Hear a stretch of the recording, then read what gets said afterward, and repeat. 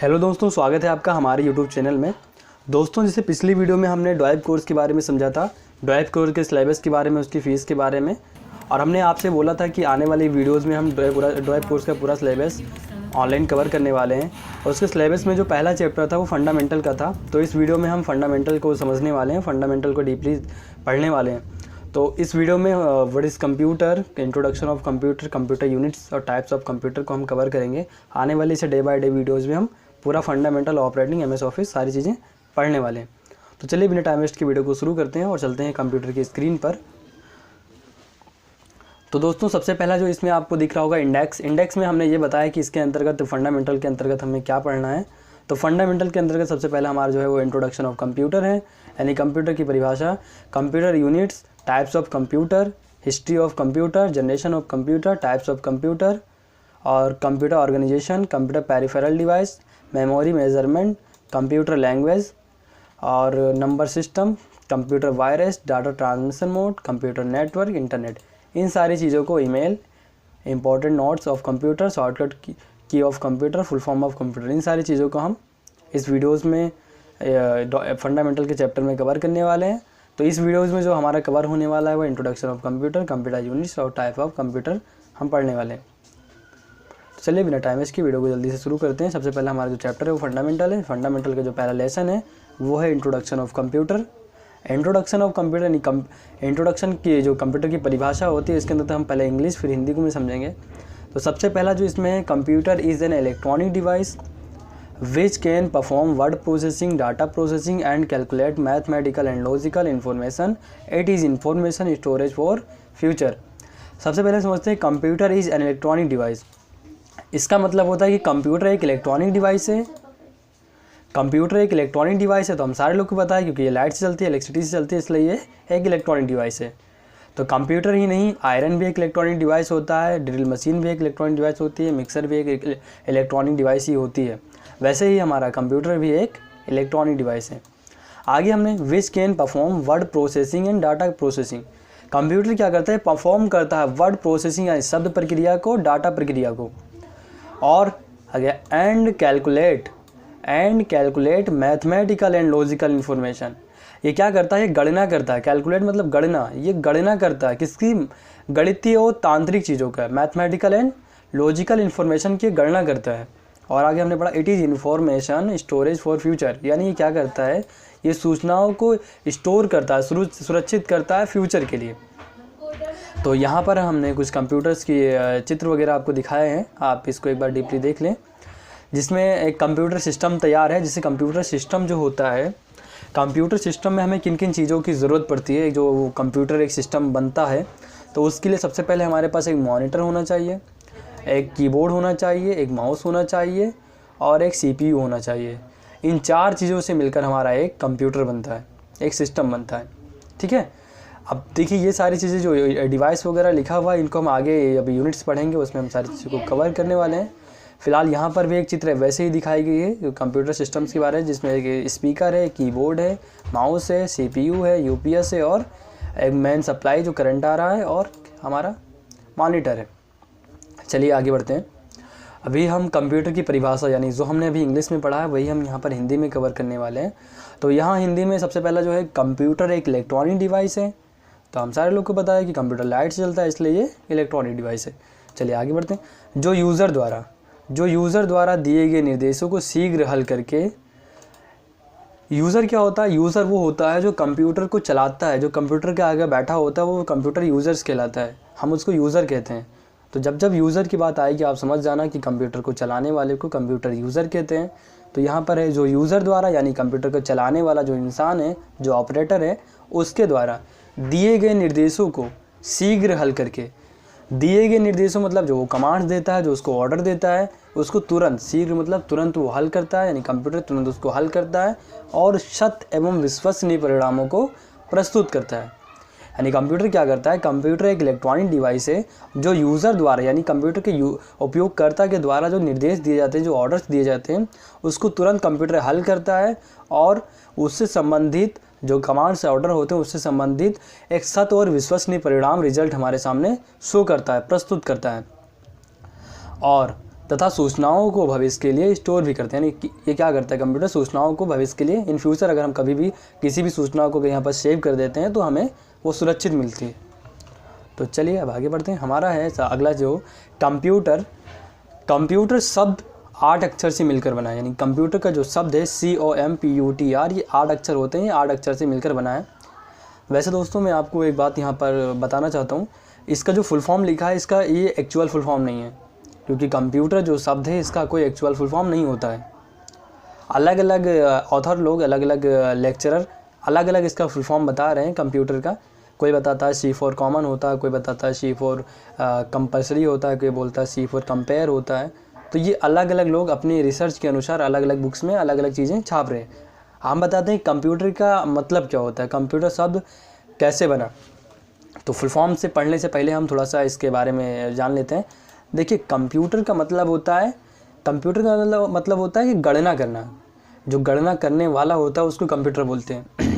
जैसे ड्राइव का मतलब होता है गाड़ी चलाना, और ड्राइवर का मतलब होता है चालक यानी कि चलाने वाला। वैसे कंप्यूट का मतलब होता है कि गणना करना, और कंप्यूटर का मतलब होता है गणना करने वाला।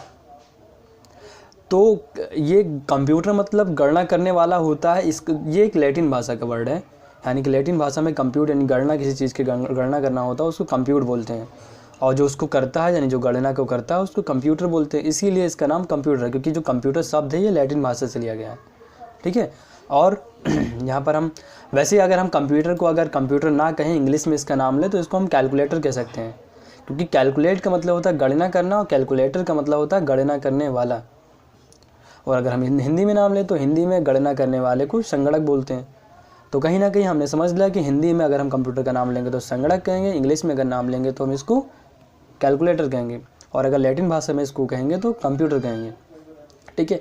तो इससे हमें ये बात पता चलती है कि कंप्यूटर का जो एक्चुअल नाम है वो कंप्यूटर ही है, इसका कोई फुल फॉर्म एक्चुअल में नहीं होता है। हाँ, लोग अपने अपने रिसर्च के अनुसार अलग अलग इसके फुल फॉर्म्स बता रहे हैं, तो आप हो सकता है कहीं और अलग पढ़ रहे हो, यहाँ पर कुछ और लिखा हो, तो आप समझ लीजिए कि हर एक जो भी किताबों में जो भी लिखा है वो कहीं ना कहीं सही है, लेकिन इसका कोई एक्चुअल फुल फॉर्म नहीं होता है। चलिए अब पढ़ते हैं C फॉर कॉमन, कॉमन में समान, यहाँ पर P हो गया, हाँ यहाँ पर P हो गया, इसको हमें O करना है। C फॉर कॉमन, कॉमन में समान, O फॉर ऑपरेटिंग, ऑपरेटिंग में परिचालन, M फॉर मशीन, मशीन में यंत्र, P फॉर पर्पस, पर्पस में उद्देश्य, U फॉर में प्रयोग के लिए, T फॉर टेक्निकल, टेक्निकल में यांत्रिक, E फॉर एजुकेशन, एजुकेशन में शिक्षा, R फॉर रिसर्च, रिसर्च में शोध। ये इसका फुल फॉर्म होता है। हो सकता है आप जो किसी दूसरी किताब में देखें या दूसरी वीडियोज़ में देखो उसमें C फॉर कंपेयर दिखे, O फॉर ऑपरेटर दिखे, M for machine, P for कुछ और दिख जाए पर्टिकुलर वगैरह। तो आपको घबराना नहीं है, आप समझ सकते हैं कि जो हमने बताया कि इसका कोई एक्चुअल फुल फॉर्म नहीं होता। ठीक है, चलिए आगे बढ़ते हैं। तो कंप्यूटर से जुड़ी कुछ नोट्स, कुछ विशेष चीज़ें हैं जो हम यहाँ पर जान लेते हैं, जो कि यहाँ पर हमने मेंशन कर दिया है। सबसे पहले जो कंप्यूटर की में जो हमने विशेषताएं जोड़ी हुई, पहली चीज़ तो जैसे अभी हमने ऊपर ही समझा था कि कंप्यूटर जो शब्द है या लैटिन भाषा से लिया गया, यानी कि कंप्यूटर जो शब्द बना है ये कंप्यूट शब्द से बना, और कंप्यूट का जो शब्द होता है ये लैटिन भाषा से लिया गया है। कंप्यूट का मतलब होता है गणना करना, कंप्यूट का मतलब होता है गणना करना, और कंप्यूटर का मतलब होता है गणना करने वाला, जिसको हम अंग्रेज़ी में अगर इंग्लिश में बोले तो हम इसको कैलकुलेटर कहते हैं, अगर हम हिंदी में इसको बोलें तो संगणक कहते हैं। इसीलिए यहाँ पर लिखा हुआ है कि कंप्यूटर जो है वो लैटिन भाषा के कंप्यूट शब्द से बना है, जिसका अर्थ है गणना करने वाला या संगणक। अगली चीज़ जो हमारा दूसरा नोट है उसमें हमने बताया कि कंप्यूटर के जनक मिस्टर चार्ल्स बेबेज को कहा जाता है, यानी कंप्यूटर के जो जनक हैं वो मिस्टर चार्ल्स बेबेज को कहा जाता है। अब रीज़न क्या है, रीज़न क्यों इनको कंप्यूटर का जनक कहा जाता है, क्योंकि इन्होंने तो कोई कंप्यूटर बनाया ही नहीं था। तो थोड़ा सा आगे हम बढ़ते हैं और समझते हैं क्योंकि इन्होंने 1823 ईस्वी में डिफरेंस इंजन व 1833 ईस्वी में एनालिटिकल इंजन का निर्माण किया। यानी इन्होंने क्या किया था, जो मिस्टर चार्ल्स बेबेज थे इन्होंने कंप्यूटर के जनक इसलिए इनको कहा जाता है क्योंकि इन्होंने 1823 ईस्वी में डिफरेंस इंजन व 1833 ईस्वी में एनालिटिकल इंजन का आविष्कार किया था, जिसके आधार पर सबसे पहला कंप्यूटर ENIAC बना। यानी कि जो इन्होंने इंजन बनाया था डिफरेंस और एनालिटिकल, उसी के आधार पर 1946 में एक कंप्यूटर बना था ENIAC, इसीलिए इनको कंप्यूटर का जनक, पितामह या फादर ऑफ कंप्यूटर कहा जाता है। तो ये क्वेश्चंस आपके एग्जाम्स में आ सकते हैं या इंटरव्यूज़ में पूछे जा सकते हैं कि कंप्यूटर कौन सी भाषा से, कंप्यूटर का जो शब्द है, कंप्यूटर का जो शब्द है वो कौन सी भाषा से लिया गया है। तो आपको बताना है कि कंप्यूटर का जो शब्द है लैटिन भाषा के कंप्यूट शब्द से मिलकर बना हुआ है। अगला जो क्वेश्चन है ये हो सकता है कि कंप्यूटर के जनक या पितामह या फादर ऑफ कंप्यूटर कौन है। तो आपको बताना है कि कंप्यूटर के जनक या पितामह या father of computer mister Charles Babbage हैं। अगला जो क्वेश्चन है हमारा, अगला जो हमारा नोट्स है, अभी हम यहाँ पर कुछ मेंशंस किए हुए हैं कि डिफरेंस इंजन, इन्होंने जो 1823 ईस्वी में इंजन बनाया था जिसका नाम डिफरेंस इंजन था, वो कुछ इस प्रकार दिखाई देता था। एनालिटिकल इंजन जो था जो कि 1833 ईस्वी में बना था वो इस प्रकार था। ये है मिस्टर चार्ल्स बेबेज की फोटोज़ के यहाँ पर मेंशन किया गया है। और अगला जो है, अगला इनका बॉर्न यानी इनका जो जन्म हुआ था वो लंदन के इंग्लैंड में हुआ था। ठीक है। जो नंबर 3 हमारी जो विशेषताएं वो है प्रथम कंप्यूटर प्रोग्रामर, जो कंप्यूटर की प्रथम प्रोग्रामर थी वो लेडी एंड्रा अगस्टा थी। लेडी एंड्रा अगस्टा जो थी मिस्टर चार्ल्स बेबेज की शिष्या थी और कवि वायस की बेटी थी। ये जो यहाँ पर लेडी एंड्रा अगस्टा की फ़ोटोज़ को मेंशन किया गया है, ये क्या थी, ये प्रथम प्रोग्रामर थी। इन्होंने कंप्यूटर का जो प्रोग्राम लिखा था वो सबसे पहले लेडी एंड्रा अगस्टा ने लिखा था, जो कि मिस्टर चार्ल्स बेबेज की शिष्या व कवि वायस की बेटी थी। अगली जो विशेषता है वो है सबसे पहला गणना करने वाला यंत्र अबेकस बना। यानी जो सबसे पहला गणना करने का यंत्र बना था वो अबेकस बना था, जिसे मिस्र व चीन के लोगों द्वारा बनाया गया था। ये कुछ इस प्रकार अबेकस दिखाई देता था। तो अबेकस जो सबसे पहला गणना करने का यंत्र था वो अबेकस था, इसको मिस्र और चीन के लोगों ने बनाया था। अगली जो विशेषता है, विश्व में सबसे पहला इलेक्ट्रॉनिक डिजिटल कंप्यूटर ENIAC बना। यानी जो विश्व में जो सबसे पहला इलेक्ट्रॉनिक और डिजिटल कंप्यूटर बना था वो ENIAC बना था, जिसको 1940 ईस्वी में बनाया गया था। इसे बनाया किसने था, तो इसे अमेरिका के निवासी जॉन एकर्ट व जॉन मिचली द्वारा बनाया गया था। यानी जो अमेरिका के निवासी यानी जो साइंटिस्ट थे, वैज्ञानिक थे, जॉन एकर्ट और जॉन मिचली ने, इन्होंने 1940 में एक डिजिटल कंप्यूटर बनाया था जिसका नाम ENIAC था। इसको बनाया किसके आधार पर था, इसको डिफरेंस इंजन और एनालिटिकल इंजन के आधार पर ही बनाया गया था, इसलिए कंप्यूटर का जनक मिस्टर चार्ल्स बेबेज को कहा जाता है। जॉन एकर्ट, जॉन मिचली, इन्होंने जो कंप्यूटर ENIAC बनाया था वो कुछ इस प्रकार दिखाई देता था। और ये जॉन एकर्ट और जॉन मिचली की फ़ोटोज़ को यहाँ मेंशन किया गया है। अगला जो भारत में सबसे पहला जो सुपर कंप्यूटर, तो भारत में सबसे पहला जो सुपर कंप्यूटर है वो परमपदम बना। परमपदम को परम 10,000 के नाम से भी जाना जाता है। तो भारत में सबसे पहला सुपर कंप्यूटर था वो परमपदम या परम 10,000 था, जिसकी फ़ोटोज़ को यहाँ पर मेंशन किया गया है। और भारत में जो सबसे पहला डिजिटल कंप्यूटर था वो सिद्धार्थ बना हुआ था। चलिए आगे बढ़ते हैं। आगे विश्व में सबसे पहला जो सुपर कंप्यूटर था वो क्रेवन था, जिसको हम CDC 6600 भी बोलते हैं, जिसकी फ़ोटोज़ को यहाँ पर मेंशन किया गया है। ये था जो विश्व में सबसे पहला सुपर कंप्यूटर। भारत में सुपर कंप्यूटर वो तो परमपदम ही था। अगला है भारत में सबसे पहला डिजिटल कंप्यूटर जो था वो बेंगलोर के डाकखाने में लगाया गया था। यानी भारत में सबसे पहले जो कंप्यूटर लगाया गया था वो बेंगलोर के डाकखाने में लगाया गया था। अगला कंप्यूटर साक्षरता दिवस कब मनाया जाता है, तो कंप्यूटर साक्षरता दिवस 2 दिसंबर को मनाया जाता है। ये सारे क्वेश्चंस आपके इंटरव्यूज़ या फिर एग्जाम में पूछे जा सकते हैं कि कंप्यूटर साक्षरता दिवस कब मनाया जाता है, तो आपको बताना है 2 दिसंबर को मनाया जाता है। भारत में पहला डिजिटल कंप्यूटर कहाँ लगाया गया था, तो बेंगलोर के डाकखाने में लगाया था। भारत का पहला सुपर कंप्यूटर कौन सा था, तो परमपदम था। भारत का पहला जो डिजिटल कंप्यूटर था वो कौन सा था, वो सिद्धार्थ था। ऐसे से करके जो क्वेश्चंस आपके भारत जो कंप्यूटर के जनक है वो कौन है, तो मिस्टर चार्ल्स बेबेज हैं। प्रथम प्रोग्रामर कौन है, लेडी एंड्रा अगस्टा। ये सारे नाम से आपको अच्छे से याद कर लेने। अब जो हमारा लेसन शुरू होने वाला है लेसन 2, जिसमें हम कंप्यूटर यूनिट्स के बारे में समझने वाले हैं, कंप्यूटर यूनिट पढ़ने वाले हैं।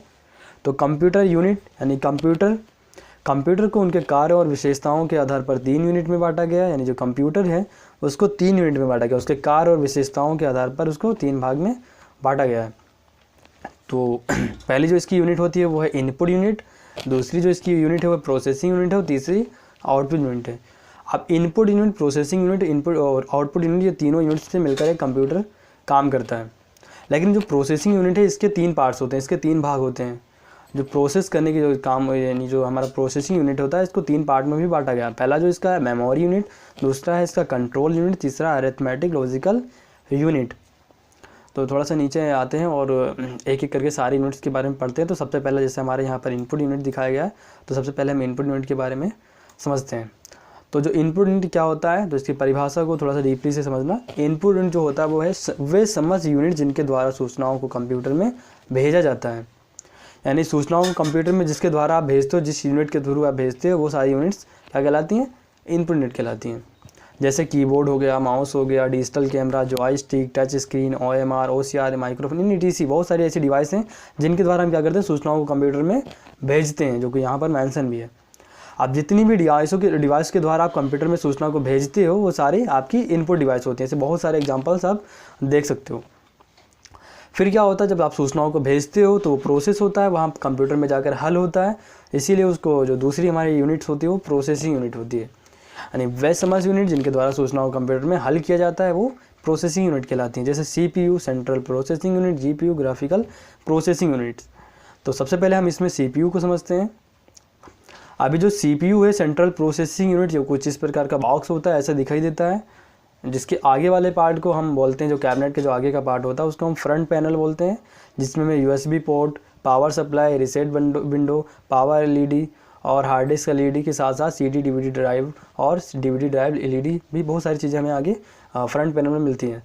और जो साइड का पैनल होता है इसको हम साइड पैनल ही बोलते हैं। पीछे वाले पार्ट को हम रियर पैनल बोलते हैं, जहाँ पर भी आपको यहाँ पर फोटोज़ में कुछ नाम से दिए गए हैं, आप इसको जूम करके अच्छे से पढ़ सकते हैं।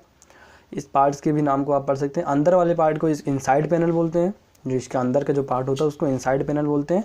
और इसके अंदर जो सबसे इंपॉर्टेंट जो इसका पार्ट होता है उसको हम मदरबोर्ड बोलते हैं, जिसकी फ़ोटोज़ को यहाँ पर मेंशन किया गया है। इसमें कुछ नाम्स भी हैं, आप जूम करके इसको अच्छे से देख लें कि कहाँ पर क्या होता है। जो कंप्यूटर पूरा का पूरा प्रोसेस करता है, वो पूरा का पूरा कंप्यूटर मदरबोर्ड पे ही होता है, जिसको हम हिंदी भाषा में प्लेट बोलते हैं। अगला जो है GPU। अब GPU के बारे में थोड़ा सा बाद में समझते हैं, हम पहले से इनपुट और प्रोसेस को समझ लेते हैं। इसके लिए हम थोड़ा सा ऊपर जाते हैं और यहाँ समझते हैं। देखिए क्या है कि ये जो 3 यूनिट है ऐसे काम करते हैं। जैसे कुछ जब आप कीबोर्ड से भेजते हो तो सबसे पहले क्या होता है, वो कंप्यूटर समझता है कि आखिर कीबोर्ड ने उससे कहा क्या है, तो उसका जो काम होता है प्रोसेस करना, यानी तो वो CPU करता है। यानी इनपुट यूनिट जो हमारी कीबोर्ड हो गई, प्रोसेसिंग यूनिट जो हमारी है वो CPU हो गई। अब आपने कीबोर्ड से अगर मान लेते आपने A लिखा और A अक्षर डायरेक्ट जाएगा CPU के पास, और CPU क्या करेगा, उसको हल करेगा, प्रोसेस करेगा। और फिर उसके बाद जो हमारा मॉनिटर होता है, वो मॉनिटर एक आउटपुट डिवाइस होती है, वो क्या करता है, इसको प्रस्तुत करता है कि तुमने A लिखा था और A हमने प्रस्तुत कर दिया। जैसे यहाँ पर कुछ बताया गया है, ये सारी केबल्स जाकर CPU से जुड़ी होती हैं, और जो इनपुट की और आउटपुट दोनों की। तो ये क्या कहते हैं, जैसे कीबोर्ड से आपने कीबोर्ड यहाँ CPU से जुड़ा और कीबोर्ड से आपने A लिख दिया या एप्पल लिख दिया। अब क्या करता है, CPU के अंदर जो मदरबोर्ड प्रोसेसर लगा होता है, इसको हल करता है कि आपने क्या लिखा है, समझता है। फिर ये क्या करता है, ये इनको सिग्नल देता है मॉनिटर को कि इन्होंने A लिखा है, तो आप A को प्रस्तुत कर दो। इसको हम थोड़ा एक मनुष्य के एग्जाम्पल पे समझते हैं। जैसे क्या होता है, कंप्यूटर भी एक मनुष्य की तरह काम करता है। जैसे इंसान क्या करता है, इंसान की भी 3 यूनिट्स होती है, वो 3 यूनिट्स पर ही चलता है। पहले जो उसकी यूनिट्स होती है वो इनपुट होती है, दूसरी प्रोसेसिंग होती है, तीसरी आउटपुट होता है। यानी जो चीज़ें हम सुनते हैं वो हमारा इनपुट यूनिट करता है। जैसे हमारे ईयर्स वो कान हो गए, अगर हम कोई हमसे कुछ बोलता है और हम सुनते हैं तो हमारा इनपुट यूनिट का काम होता है। दूसरा हमारा यूनिट जो प्रोसेसिंग, जो मस्तिष्क यानी हमारा माइंड करता है। माइंड क्या करता है, जो सुनी गई चीज़ों को हल करता है, और हल करने के बाद जब हम अपने माउथ यानी मुँह से जब प्रस्तुत करते हैं तो हमारी आउटपुट यूनिट कहलाती है। ऐसे इंसान भी काम करता है, ऐसे कंप्यूटर भी काम करता है।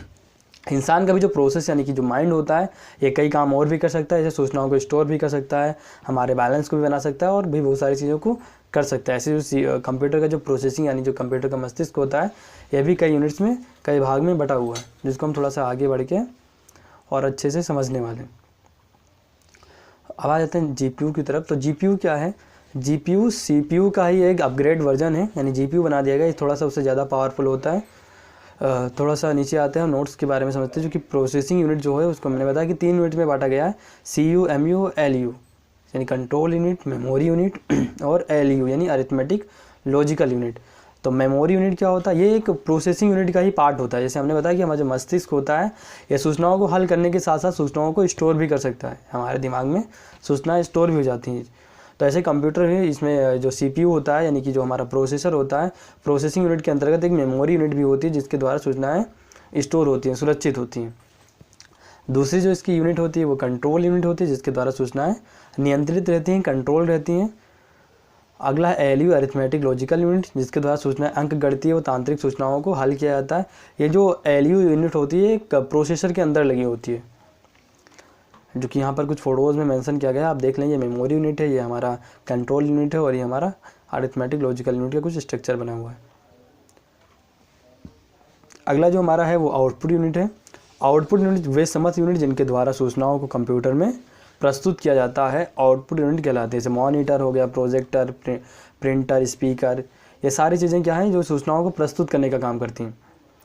जैसे कीबोर्ड से आपने कुछ लिखा तो आपने सूचना कंप्यूटर में भेजा, अब सीपीयू यानी कि प्रोसेसिंग यूनिट ने क्या किया, उसको हल किया, फिर सीपीयू ने उसको आउटपुट के पास भेजा जो कि मॉनिटर हमारा होता है, उसने क्या किया, उसको प्रस्तुत किया। ऐसे ही कंप्यूटर पूरा का पूरा वर्क करता है। यहाँ पर पार्ट्स ऑफ कंप्यूटर दिए गए हैं, parts of computer in computer के भाग। तो कंप्यूटर के भाग के अंतर्गत हमने यहाँ पर समझा कि कंप्यूटर कैसे बना होता है। कंप्यूटर का जो एक पार्ट्स बनता है, जो कंप्यूटर में पार्ट्स इंपॉर्टेंट होते हैं, एक सिस्टम को बनाकर तैयार करता है, उसमें किन किन चीज़ों की ज़रूरत होती है। तो एक कंप्यूटर में हमें अगर देखा जाए तो एक मॉनिटर की ज़रूरत होती है जो कि हमारा एक आउटपुट का काम करता है, एक माउस की ज़रूरत होती है जो हमारा एक इनपुट का काम करता है, एक कीबोर्ड की भी ज़रूरत होती है जो हमारे इनपुट का काम करता है, और एक स्पीकर की भी ज़रूरत हो सकती है जो हमारे आउटपुट का काम करता है। ठीक है, और एक हमारा जो सीपीयू होता है ये हमारा प्रोसेसिंग का काम करता है। अब सीपीयू के अंतर्गत बहुत सारी चीज़ें होती हैं, जैसे यहाँ पर आपको दिया गया हार्ड डिस्क, एसएसडी कार्ड और रैम हो गया, यानी बहुत सारी चीज़ें होती हैं, मदरबोर्ड, सीपीयू, कूलर, सीपीयू, बहुत सारी चीज़ें होती हैं, पावर सप्लाई यूनिट, ये सारी चीज़ें सीपीयू के अंतर्गत ही लगी होती हैं। तब जाकर एक हमारा सीपीयू तैयार होता है जिसके द्वारा हम सूचनाओं को कंट्रोल भी करते हैं, स्टोर भी करते हैं और हल भी करते हैं, और अंकगणितीय सूचनाओं, तांत्रिक चीज़ों को भी हल करते हैं। तो ये 3 यूनिट से मिलकर ही हमारा एक कंप्यूटर का पार्ट्स तैयार होता है, कंप्यूटर का भाग भी तैयार होता है। तो इस वीडियो में हमने computer unit, parts of computer, introduction of computer को अच्छे से समझा है। आने वाली वीडियोज़ में हम और सारी चीज़ें जो बच रही हैं इन सबको एक एक करके डे बाय डे वीडियोज़ में हम कवर करने वाले हैं। जैसा कि अभी हम आपको यहाँ पर दिखा दें, अभी हम लोगों ने introduction of computer, types of computer पढ़ लिया। अगली जो हमारी डे 2 की वीडियो होगी उसमें हम history of computer, generation of computer को पढ़ेंगे। तो चैनल को आप सब्सक्राइब कर लें क्योंकि हमारी जो वीडियोज़ आने वाली है उसको मिस ना करें, और आप कंप्यूटर को यानी ड्राइव कोर्स को ऑनलाइन ऐसे सीखते रहें। तो वीडियो अगर अच्छी लगी हो तो लाइक कर लें।